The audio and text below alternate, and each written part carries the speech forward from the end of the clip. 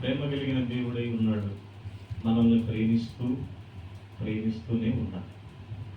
ఆయన ప్రేమ ఎన్నటెన్నటికి మార్పు లేదు. మనుషుల ప్రేమ మారిపోవచ్చు.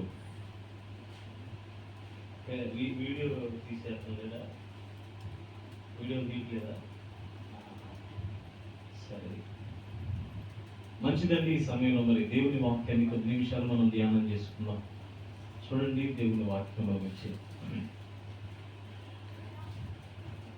దేవుడు ఆయన మహాకృపను బట్టి గడిచిన 3 నెలలు కృపలో భద్రపరిచి ఈ 4వ నెల 6వ తారీఖు మొదటి బాలరాజంలోనికి దేవుడు మనం తీసుకొచ్చారు. ఈ సమస్త మహిమ దేవునికి చెల్లుగా. చూడండి, యోహాను సువార్త 3వ అధ్యాయము 16వ వాక్యాన్ని ఒకసారి చదవండి. యోహాను సువార్త 3:16.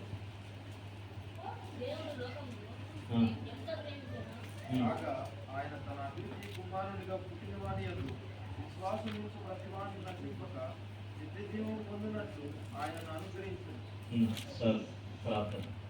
పరిశుద్ధుడు తండ్రి, ప్రేమ కలిగిన దేవ, దయగలిగిన యేసయ్య, వందనాలు, స్తోత్రములు స్వామి. మహాకృపను బట్టి మరి నాయన, ఇదిగో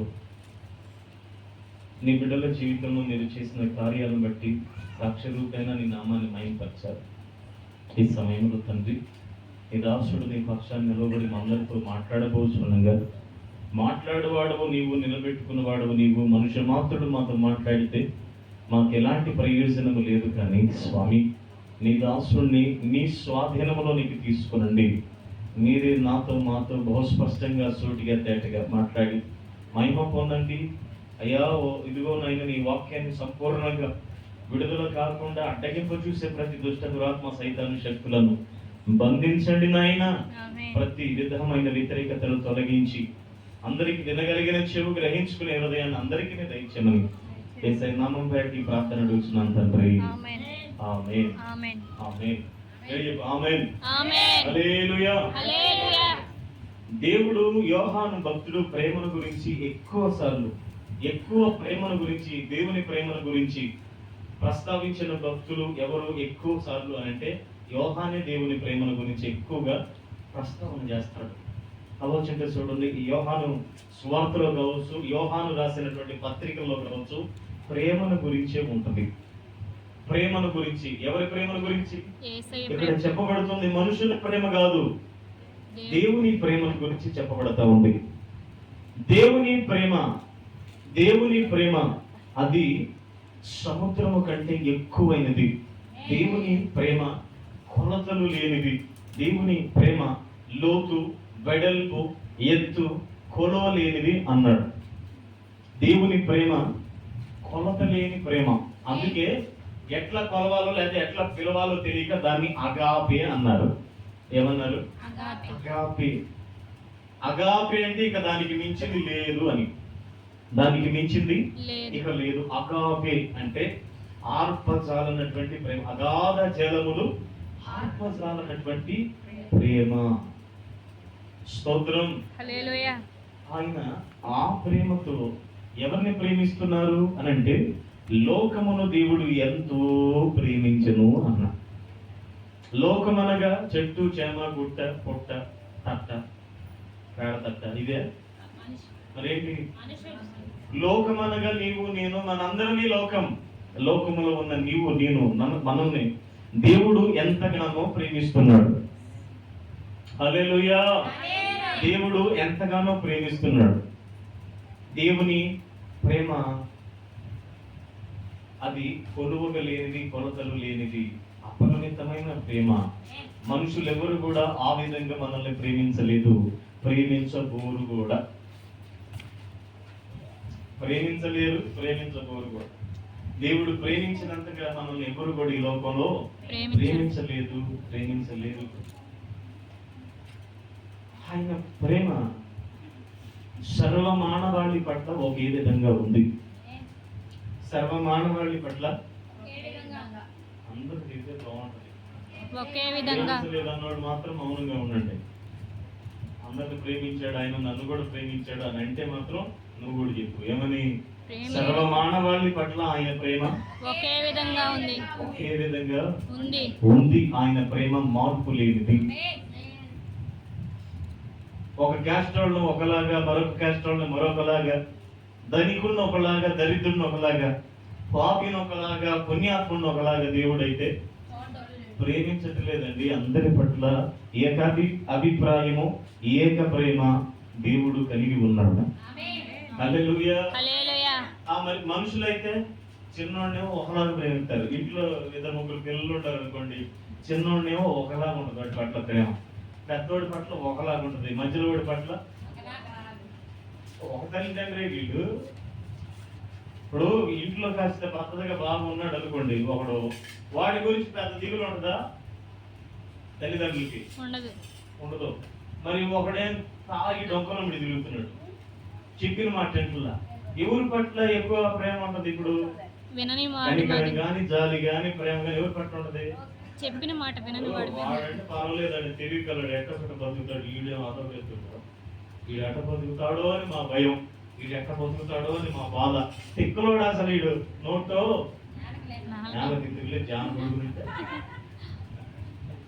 నోట్లు నేలకి లేను, వీడు ఎట్ట బతుకుతాడో అని.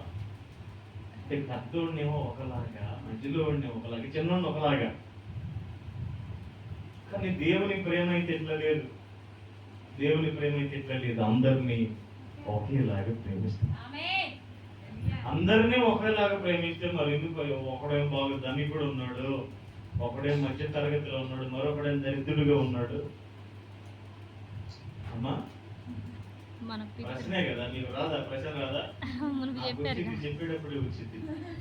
ఇప్పుడు దేవుడు అందరినీ ప్రేమించి అందరినీ ఒకలాగా సమానత్వంగా చూస్తుంటే, ఒకళ్ళేమో బాగా సౌండ్ పార్టీ లాగా ఉంటున్నారు, ఒకళ్ళేమో మిడిల్ క్లాస్ లాగా ఉంటున్నారు, మరి ఒకళ్ళేమో మరీ పూర్ గా ఉంటున్నారు. ఏంటి పరిస్థితి? ఏంటి? వాళ్ళ పితరులు దేవుడిని తెలుసుకొని ఉన్నారు. ఒకటి ఇంకా మీరు కూడా చెప్పొచ్చు, ఎందుకు ఒకళ్ళేమో సంపన్నులు, ఒకళ్ళేమో మిడిల్, ఒకళ్ళేమో మరి పూర్. ఎందుకు? వాళ్ళ పితరులు నువ్వే చెప్పుకుంటావు, కాసేపు బాగా చూస్తుంటావు, నీకు నువ్వే చెప్పుకుంటావు, మా తెలుసు సంగతి అంటారా? చెప్పుకుంటామ్మా, చెప్పుకో తప్పిద్దా?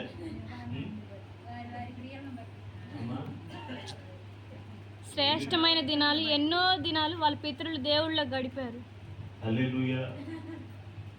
ఇప్పుడు అమ్మాయి ఏం చెప్పిందంటే, మన పితరులు ఉన్నారు కదా, మన తాతోళ్ళు, వాళ్ళ తాతోళ్ళు, వాళ్ళ తాతోళ్ళు దేవుళ్ళు ఉన్నారు కాబట్టి మనం సంపన్నులుగా ఉన్నాం అని అంటది. ఓకేనా? మరి కొంతమంది మిడిల్ క్లాస్ లో ఎందుకున్నారంటే దేవుని దగ్గర వాళ్ళ తాతోళ్ళు తక్కువ టైం గడిపారు, అంతేనా? మరి కొంతమంది అసలు దరిద్రులుగా ఎందుకున్నారు అని అంటే అసలు లేరు, దేవుని సేవించిన వాళ్ళు లేరు. ఓకే, ఇది పాయింటే. ఇంకా మీరేమైనా పాయింట్ చెబుతారేమో, అసలు మీరు ఎంత బట్టి ఎరుగుతున్నారని మిమ్మల్ని అడుగుతుంటే, మీరే ఇప్పుడే బెల్లం పెట్టాం, ఇంకా కాసేపు మెల్లకుండా ఉండాలి అన్నట్టు చూస్తారు. ఏంటి ఇప్పుడే మేము బెల్లం పెట్టింది. హల్లెలూయా. ఎందుకు? దేవుడు ఏమైనా పక్షపాతి అంటారా? పక్షపాత దేవుడు కాదు.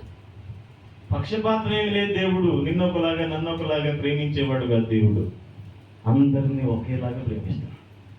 ఒక వర్గం కోసం ఏం ప్రాణం పెట్టలేదు ఆయన. ఇశ్రాయేలు జనాంగం కోసం మాత్రమే నేను ప్రాణం పెట్టింది అన్నాడా? కాదు. సర్వ లోక మానవాళి రక్షణ కొరకు ఇదిగో సిలువలో నేను ప్రాణం పెడుతున్నాను అన్నాడు. హల్లెలూయా.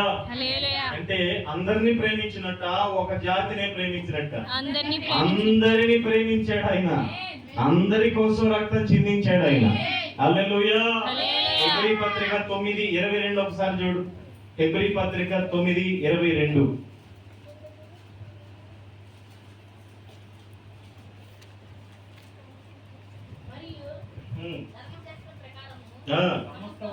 సమస్త వస్తువు రక్తము చేత శుద్ధి చేయబడవలనని, రక్తము చిందింపకుండా పాప క్షమాపణ కలుగదని సామాన్యముగా చెప్పవచ్చును అంటాడు. ఏమిటట? ధర్మశాస్త్రం ప్రకారము ప్రతి వస్తువును రక్తము చేత శుద్ధి చెయ్యబడవలెను అని అంటాడు.